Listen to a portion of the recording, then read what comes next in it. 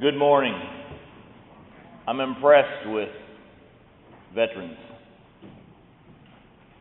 I saw in the bulletin, and I'm proud of it. I hope all veterans of wars in our military service are proud too, that they've also included police, firefighters, paramedics, all of those who are veterans of service to our country. But in the typical sense of veteran, I speak this morning, and I wish in my life sometimes, and I might get emotional about it, I don't really ever think I accomplish much.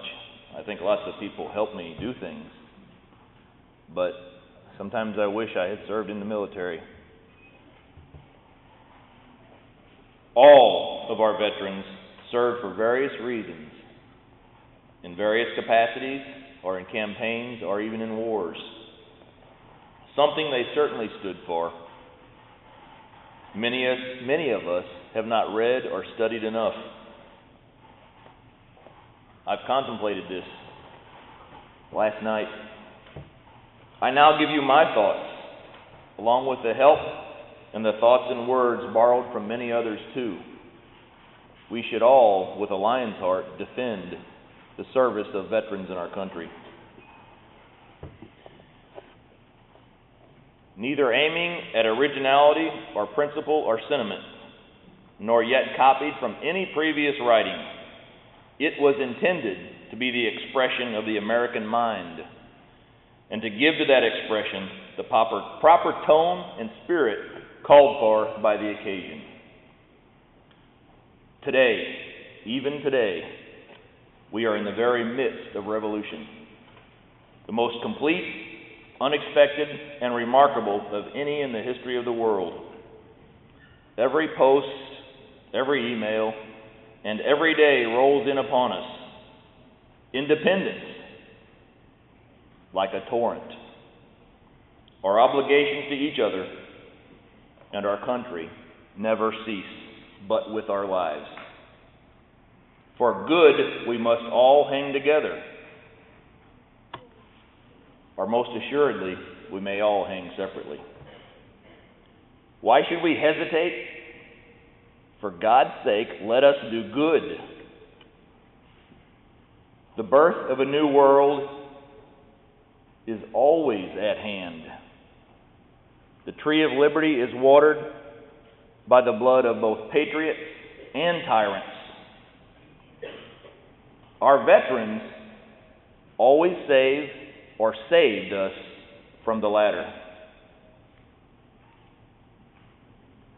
So you know what I speak of.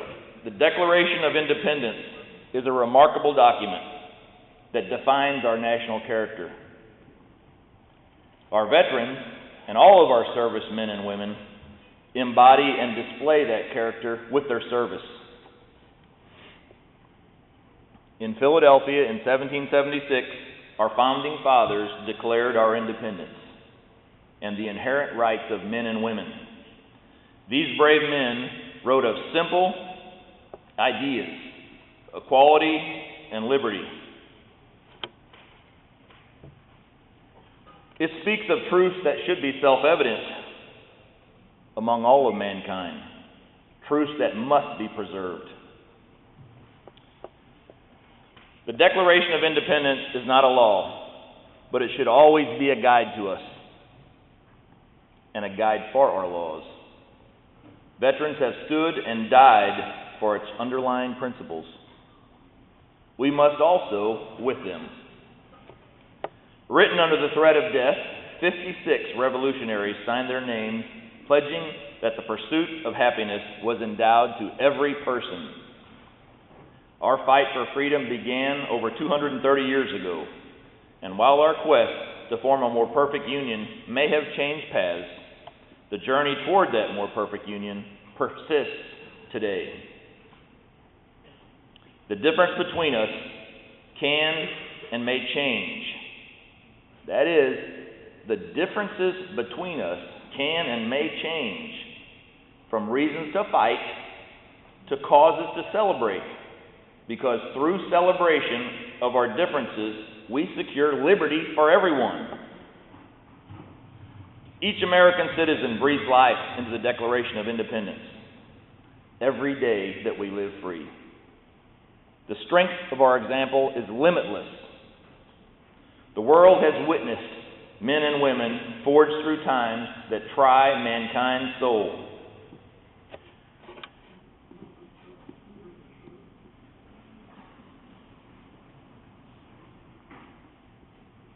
We, the people, must guard and treasure our liberties, our freedom, and our independence. Please read the entire Declaration of Independence and reread it. Discuss it. Come to understand it. Then reread it again. I need to do it again too.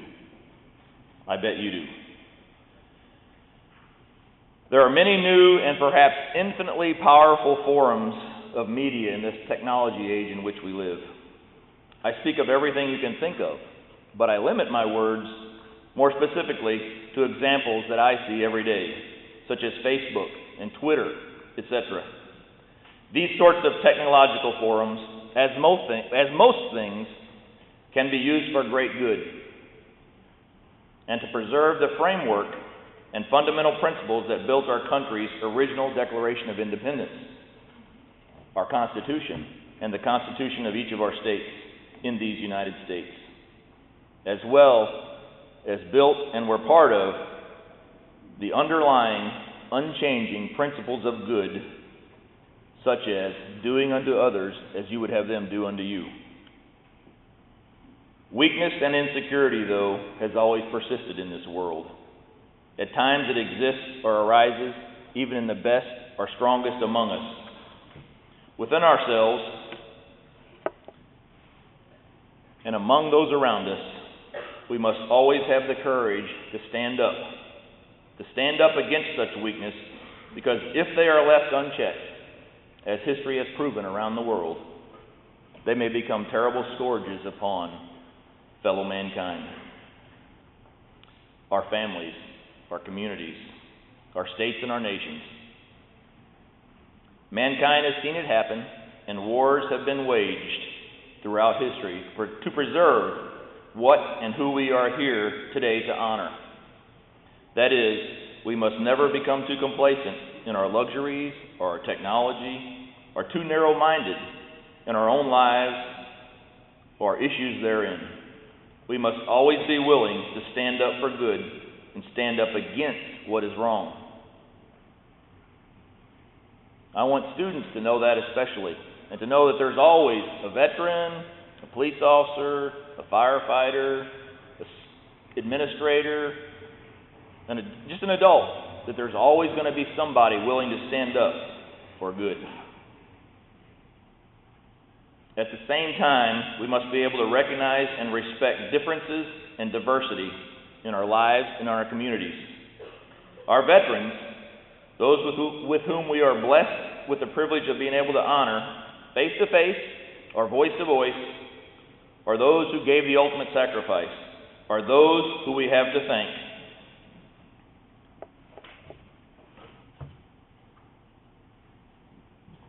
They gave us those freedoms and the privileges we all enjoy in this country. And I still believe, great country, the United States of America. Many people, including students, are not good students of what has made our country accomplish great things.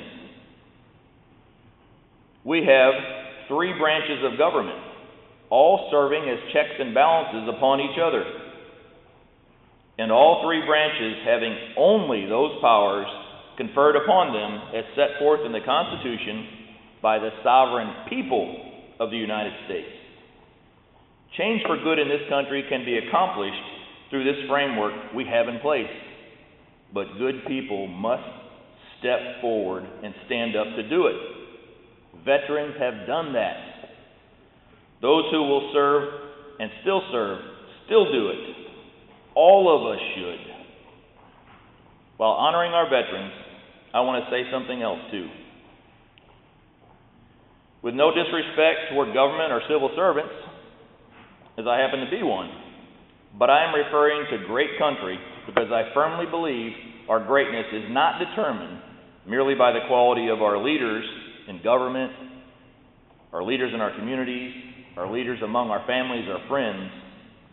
I believe it's most importantly determined by the sum of every individual, like you, like me, and like each veteran who ever served a great cause.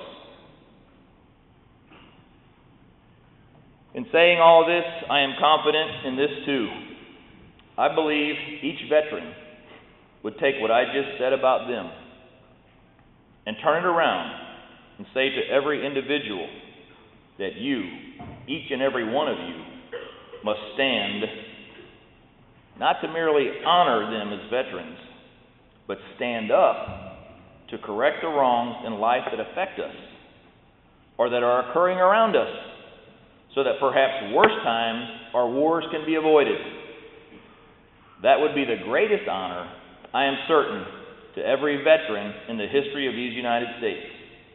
As we walk away from this breakfast this morning, and every morning, please honor them all by having the courage to do and stand up for what is good and against whatever is bad. There are many people out there who will, and I can guarantee you I know many, and I will. When circumstances dictate standing up, please honor them by doing it. But please honor them by doing it in a way that is as firm and respectful as possible. While I see Facebook or Twitter or other technology, or even just simple human effort, as all wonderful vehicles for great good, as we all know, they can also be used for bad. When you see it, or perhaps even realize you may be part of the problem, please step away and or stand up or stand out against what is bad and behind what is good. Courage. I love that word. Ms. Cardona, I never call her that. Principal Cardona talked about it. As many veterans would affirm, courage is most often born out of mere necessity. I say when it's necessary, your conscience will tell you. It is then that you must, within yourself, have the courage to realize there are support systems to help you as you stand against whatever wrong.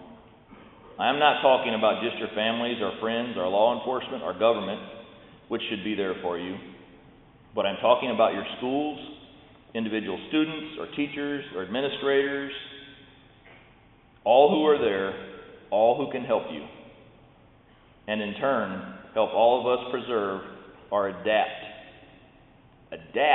to whatever is best.